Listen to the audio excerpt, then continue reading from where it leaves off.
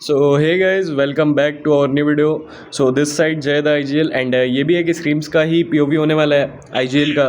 So enjoy it and raw POV मैं नहीं बना सकता अभी के लिए बिकॉज मेरा फ़ोन का इशू है, लाइक मोटो है, सो इसमें प्राइवेसी का इश्यूज़ होते हैं। सो हमने इसमें बहुत ही अच्छा परफॉर्म किया था स्क्रीम्स में एंड लाइक अभी स्क्रीम्स ही खेल रही है टीम बिकॉज टीम स्टेबल तो होने लगी है अब धीरे धीरे, but we have dream to be हम खेलें FFMIC तक। सो मैं चाहता हूँ कि ऐसी टीम बने जो कि आगे तक जाए। सो हम स्टार्ट करेंगे फिर से न्यू से, लाइक लॉबीज इज़ डाउन की खेलें एंड देन फिर वहाँ से अप होते हुए थोड़ा एक्सपीरियंस गेन करते हुए सारे साथ में चलें। सो दैट्स वाई हम यहाँ से खेलना स्टार्ट कर रहे हैं। सो ये हमारा ड्रॉप था ब्राज़ील एंड यहाँ पे हम लोग क्लैश हमारा होता नहीं है, ऊपर नीचे कोई नहीं होता, बस ऊपर एक ही बंदा होता है। सो उसे रशर्स आराम से चढ़ के ले लेते हैं, तीनों जाते हैं ऊपर एंड उसे ले लेते हैं।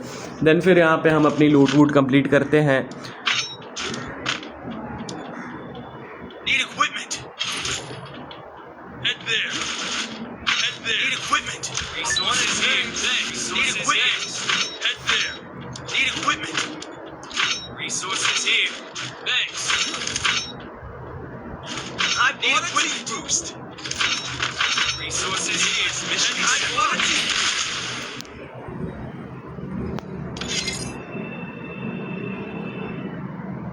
Free fire.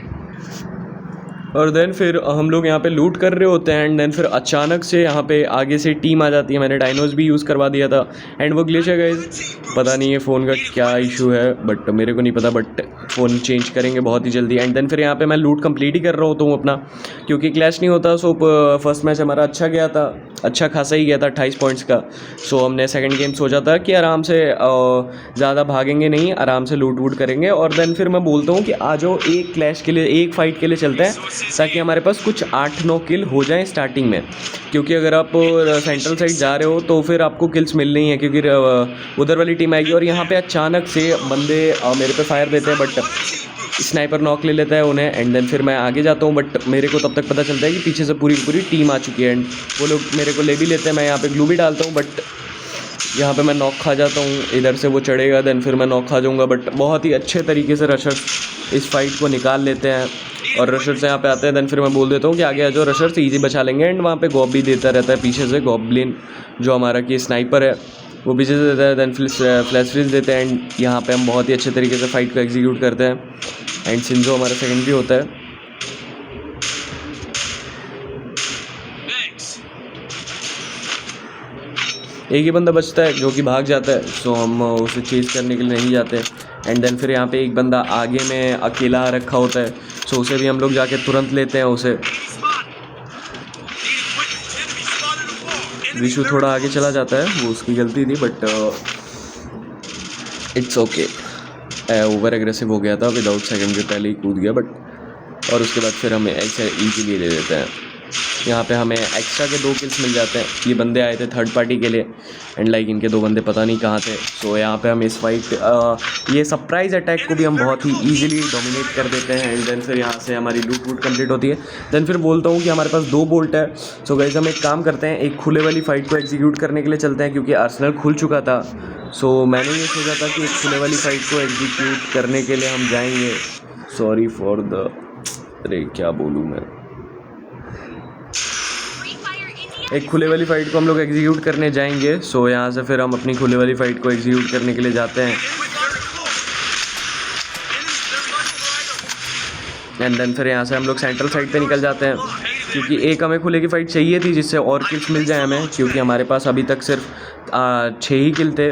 सो हमें चाहिए था कि थोड़ा और किल हम ले लें, देन फिर हम अपना रोटेशन काटेंगे।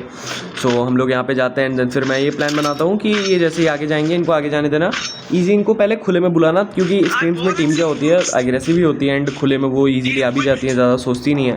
सो वो लोग वही चीज़ करते हैं एंड बहुत ही आराम से वो लोग हमारे जाल में फंस जाते हैं। भले ही मैं नॉक दे देता हूँ, बट रशर्स बहुत ही ईजिली निकाले। देन फिर मैं यहाँ पे खड़े होकर बोल्ट मार देता हूँ एंड यहाँ पे फट भी रहे होते हैं एंड ईजिली, और यहाँ पे हम बहुत ही अच्छे तरीके से फाइट को एग्जीक्यूट करके फाइट को निकाल लेते हैं। देन फिर बोलता हूँ कि मेरे को रिवाइव दे दो और तुम लोग जोन के अंदर से ही रोटेशन काटना। यहाँ पे मैं पाथ क्रिएट कर दूंगा अभी एंड देन फिर हम लोग रोटेशन काटना स्टार्ट करते हैं। वहाँ पे एक और डायनो मारता है ताकि कोई होना। एंड यहाँ पे मैं उस साइड पे इसलिए लेना चाहता हूँ क्योंकि मैंने बहुत बार खेल रखा है।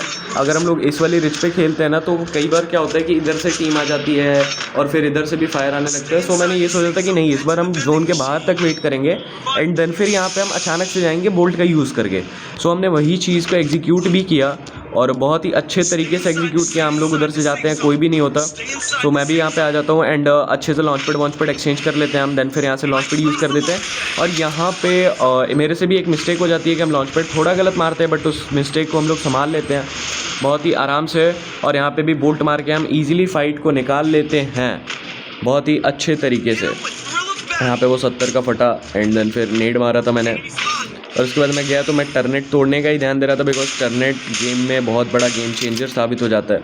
सो वो एक बहुत बड़ा इशू है। और यहाँ पे फिर मैं टर्नेट को तोड़ता हूँ एंड एक और ऊपर से बंदा आता है और ऊपर वाले को भी ले लेते हैं। यहाँ पे गॉबी भी एक मिस्टेक कर देता है। थोड़ा स्टार्टिंग है, थोड़ा मिस्टेक्स हो रही हैं सबसे। लाइक ई स्पोर्ट्स की तो स्टार्टिंग नहीं है, बट ई स्पोर्ट्स का सबको नॉलेज है, बट थोड़ा कहीं मिस्टेक्स कर दे रहे हैं बंदे पैनिक होके कि कहीं गलत ना हो जाए, कुछ गलत ना चला जाए। सो यहाँ पे फिर हम लोग होल्ड करते हैं बहुत ही टाइम तक। यहाँ पे फिर मैं बोल देता हूँ कहीं फायर मत देना, 3-4 की फाइट है, आराम से लास्ट में लेंगे जब थर्ड पार्टी का सीनैरियोज होगा। तो देन फिर यहाँ पे हम लोग होल्ड कर रहे होते हैं एंड लास्ट तक यहाँ पे हम लोग होल्ड करते हैं पूरा अच्छे तरीके से। और यहाँ पे हम लोग वेट करते हैं जोन का आने का एंड इधर उधर फायर भी नहीं देते ज़्यादा, ताकि हम लोग टारगेटेड ना हो। जो टीम आएगी वो अपने ऊपर हमारे होल्ड करे, कोई इशू नहीं है, बट ऊपर आए ना। देन फिर मैं यहाँ पे निकलवा देता हूँ ताकि, क्योंकि इधर साइड पे बंदों की फाइट चल रही थी तो मैंने सोचा था कि इधर से हम लोग किल्स निकाल सकते हैं। सो मैं ये नहीं बोलता कि शॉट में जाओ, बस मिड से निकालने का ट्राई करो। सो यहाँ पे फिर साइड से भी टीम आ जाती है और साइड वालों पे भी हम लोग बहुत अच्छे तरीके से प्रेशर क्रिएट करते हैं। और यहाँ पे बहुत ही अच्छे तरीके से हमने प्रेशर को हैंडल किया था। हमने कहीं पे भी कुछ भी ऐसा नहीं किया जिससे कि फाइट ऐसी हो जाए कि कहीं पे हम लोग रश दे रहे हैं एंड हम पे थर्ड पार्टी हो रही है। हमने बिल्कुल फाइट्स को बिल्कुल ही क्लोज डाउन कर दिया। एकदम ऐसी फाइट्स नहीं ले रहे थे जहाँ पे कि थर्ड पार्टी आ जाए दूसरी टीम के द्वारा। हम लोग बिल्कुल होल्ड ऑन खेल रहे थे एंड लास्ट जोन में 15 बंदे बचे हुए थे। तो हम यही देख के खेल रहे थे कि कहीं से किसी को पड़े ना। एंड हम लोग सिर्फ रोटेट कर रहे थे, सिर्फ कुछ नहीं कर रहे थे, बस रोटेट करते हुए जा रहे थे। जो टीम हमसे दूर भाग रही थी उनके पीछे हम भाग रहे थे। सो यहाँ पे हम लोग इसे नैरो मार के ले लेते हैं क्योंकि साइड में फाइट चल रही थी उधर साइड पे। फिर मैं बोलता हूँ कि इसको मतलब अकेले वाले को, ऊपर में 2 बंदे हैं, ऊपर वालों पे आओ, पहले ऊपर वालों को लेते हैं, नहीं तो फिर ये हमारे लिए बहुत बड़ा इशू डाल देंगे। फिर मैं यहाँ पे बैक भी कराता हूँ क्योंकि मेरे को ये था कि नैरो बस 17 सेकंड का ही बचा था।